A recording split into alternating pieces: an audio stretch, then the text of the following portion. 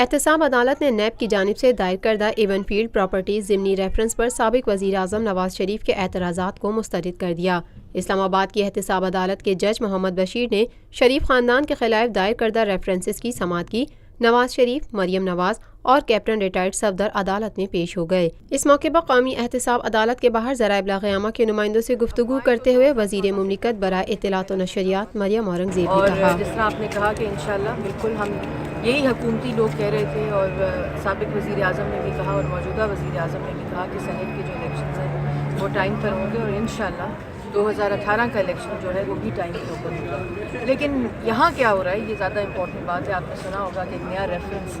جو آیا ہے، اور اس سے یہ چیز ثابت ہو گئی کہ جو پچھلا ریفرنس تھا وہ انکمپلیٹ تھا، وہ نامکمل تھا، اور ایک نامکمل ریفرنس کے اوپر وزیر اعظم محمد نواز شریف صاحب کو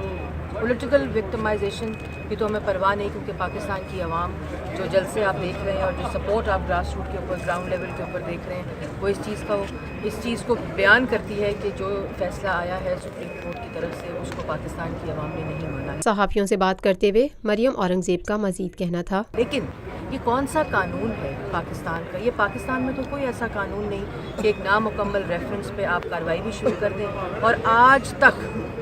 تک آپ ایویڈنس ہی ڈھونڈ رہے ہیں اس وزیر اعظم کے پیچھے جس کو آپ نے اقامہ کے اوپر فارغ کیا۔ لیکن ایک اور بات کہ جو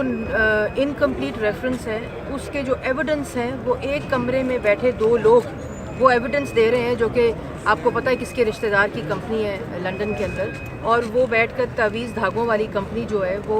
سابق وزیر اعظم تیسری دفعہ منتخب وزیر اعظم کی انویسٹیگیشن کر رہی ہے۔ تو میرے تو خیال میں نہ یہ کوئی پاکستان کا قانون اجازت دیتا ہے، اور نہ یہ کارروائی پاکستان کے قانون کے مطابق ہوگی۔